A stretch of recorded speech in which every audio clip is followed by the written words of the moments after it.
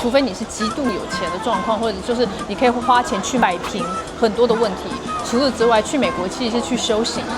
也就当参考就好，不要编我。我觉得像人文素质的方面，其实有非常大的变化，既有先进国家的那种制度规范，又有像日本那样子的服务精神，重点是还不用小费。真的吗？我们台湾不是什么交通地狱吗？冬天的台湾我觉得是天堂啦，那夏天的波士顿是天堂，赶紧替大家加薪这样子。美国就是成人的战场。我现在人就刚回到台湾，现在第3天就出来，想要跟大家分享一下台湾跟美国。那美国的话，我就是有待过一小段的时间是在纽约，那个时间因为我觉得太短，1本不到半年，就讲讲我待最久的城市就是波士顿，也大概是我美国唯一长时间待过的城市，跟大家分享一下我在这些地方差异还有心得。好，以后有需要的人当一个参考。不过就是还是要讲，这是我个人心得，也就当参考就好，不要编我。我先讲台湾吧，像我大概是2014年、15年出去的时候。我觉得老说那应该是台湾整个我感受过最低迷的时期之一。我对台湾感情也是非常深厚，所以我就是希望事情越来越好。那我觉得台湾最大的优点，基本上就是我相信每个人都会同意，方便、治安好、人文气息很周到。我在台湾是念完大学、研究所，又工作了几年才去的美国。那一年大概是28、29岁，所以其实也是算是去的蛮晚。所以我在台湾时间还是待算是很久的。从2014年、15年出国的那个时候到我现在，因为我家人都还在这边嘛，所以我基本是每一年回到台湾1到2次。每次回来，我可以感觉到非常明显，台湾一直有在进步各个方面。我觉得像人文素质的方面，其实有非常大的变化。第一个，比如说现在我会觉得，像台北普遍路上外国人比以前多，跟我的外国朋友聊天，都会觉得说，英语在这边其实是非常能够沟通的，也看到政府的努力。第二个就是说，我觉得公民意识的提升，虽然我觉得现在还是会有状况了，但是大家比如说对于开车应该要礼让行人，现在已经比较形成一个意识。真的吗？台湾不是什么交通地狱吗？还是交通地狱啊！像我刚刚经过一台车，他要转进来，我要经过他就不让我。但是我觉得经过一些争议之后，其实大家会发觉礼让行人是一个对的方向，那能不能执行到？我们就是做得很烂。但是我觉得有进步啊，这也是最重要的啊。美国感觉跟台湾有什么差别？我觉得美国就真的很礼让行人啊，就譬如说会帮人开门这件事情，我觉得像在台湾也是都有在做到。所以其实我跟我美国朋友来过的台湾朋友聊天，他们说在台湾感觉其实是很舒服的，因为跟美国整体的环境氛围、做事方法差不多。他在台湾感觉就是一个 first class world， 只是讲中文。所以他从美国来台湾玩，他觉得非常适应。我觉得这算是一个称赞吧。每次回来台湾都觉得非常舒服，要做什么事情一下就可以达到，而且服务态度也非常好。其实我常常向我身边的朋友讲说，我觉得台湾是一个非常好的综合体，既有先进国家的那种制度规范，又有像日本那样子的服务精神，重点是还不用小费。我觉得像这样综合体，其实全世界放眼望去是不太容易找到。那我觉得其他像是台湾健保，这就不用讲，全世界排名第1，便利度还有医疗品质，这就是感谢我们成千上万的在医疗行业的从业人员们，有这些真的不容易，大家要珍惜。这样，那讲讲台湾的缺点，我觉得一个国家够不够文明，够不够先进，真的美感这件事情非常重要。既然现在台湾整体生活都变好，有余裕，真的是要全民加强我们自己的美感提升。招牌啊、字体啊，还有骑楼摆摊这几件事情，我真的觉得城市美感要进步。第二个，我想要讲说亲子友善也蛮友善，说不友善的地方真的有很多，比如说像美国，其实他们对小孩子非常非常包容，新手爸妈都会经历过一段时间，如果在台湾可能会招来白眼，有时候还被拍照、公审上网什么之类，但是在美国这种事情是绝对不会发生。我觉得这件事情其实真的还是要多同理一下。你觉得像台湾跟美国医疗的话，能比较吗？身为在台湾跟美国都经历过重大手术的人，想说拿台湾最好医疗资源跟美国最好医疗资源去做比较，台湾很明显是便利性比较强，可能今天挂预约，我可能过2、3天就可以看到，过几天又可以去安排照 X 光、安排手术等等等等。可是在美国的话，基本上预约都可以大概是以半年起跳。像什么病要半年？因为可能没有紧急性吧，反正就基本上它就是半年后。我们那边的大医院都要这么久。对啊。那小病呢？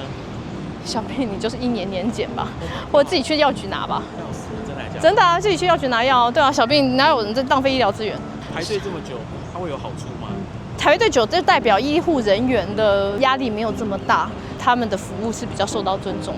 但是因为美国毕竟是世界科学之冠嘛，所以其实很多的罕见疾病只有美国会有解药，这件事情还是不会变的。我自己有朋友，他孩子得了那种急性白血病，基本上那时候是说没药医，他们也是经过美国几个大医院通过他们那种还在试验阶段的药，最后居然是痊愈了。你觉得像交通的话有对比吗？美国基本上出行都是靠飞机嘛，因为他们基础建设非常烂。那台湾的话，我们的捷运、我们的高铁这种便利性是没得比了。另外一方面，可能比如说对于行车安全这件事情，美国比台湾好太多太多。你在美国，你如果身边有小孩的话，这基本上是一张王炸，你知道吗？所有人都会礼让你，包括你到哪里去，人家会帮你开好门。你过马路的时候，所有车一定会停下来让你。他们对于小孩尊重、爱护，我觉得这是无话可说了。那波士顿的交通，你觉得跟台湾有没有什么相似或者是可以对比的地方？波士顿的交通基本上是美国数一数二的烂因为波士顿是一个很早的城市，所以它路都很小，那也都歪歪直直，跟一般印象中美国那种又大又笔直那种路都不太一样。但是就即便是这样，我还是觉得在那边开车当路人都比在台湾舒服。没有啦，这个你不能比大众交通，因为你如果是说像同样坐捷运的话，那这个没得比啊，因为台湾捷运系统也是全世界数一数二的。外面天气实在太热，所以我们只好到室内来，还能找个地方坐下来好好再聊一下。今年暑假因为带小孩回来，是我10几年来第一次在台湾度过夏天，就有一点那种噩梦又回来。其实波士顿的夏天其实是它一年天气最好的时候，它的平均温度大概也都不会超过30度，就天气非常的舒服。但是冬天的时候就倒过来，因为冬天的时候波士顿也是恶名昭彰嘛，就是非常的压抑。下午3点太阳就下山了。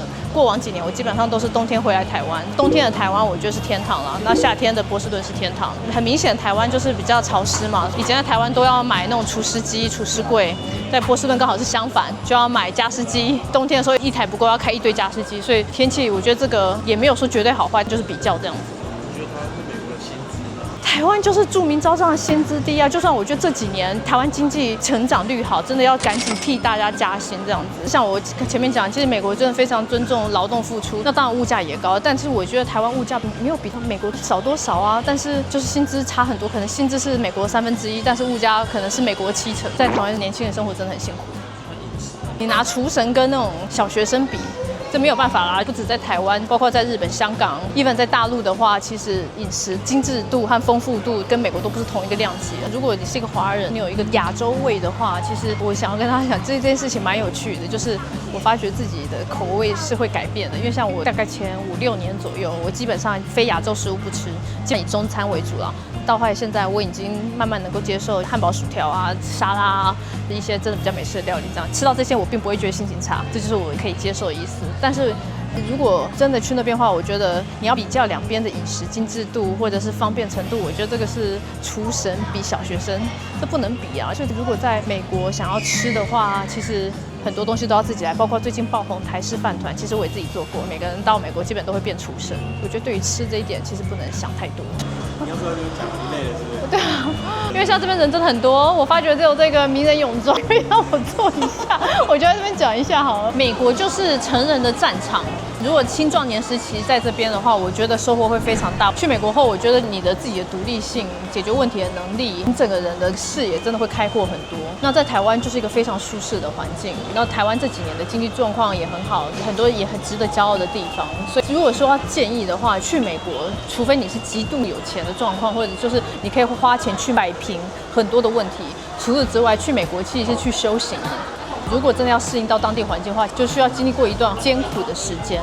你觉得为什么会有这个建议？第一个，他们人工很贵，你没有办法请到很多帮手，所以基本上所有都要靠自己。第二个，美国就是一个极度资本主义的地方，对于有能力的人，他们会给予很高的报酬。但是你如果不到的话，那边成本又那么高，当然就会很辛苦啊。除非你本来就很有钱，不然你去那边赚钱，你就要想办法一直拼命的提升自己。那至于什么人适合去美国，至于什么人不适合去美国，就是你要先搞清楚自己去美国目的是什么。比如说我真的是去赚钱的，那我要 make sure 我真的可以在那边赚到钱。那要么就是你的专业能力真的很够，或者是说你就致力于我要在美国待下来，这个心态一定很重要。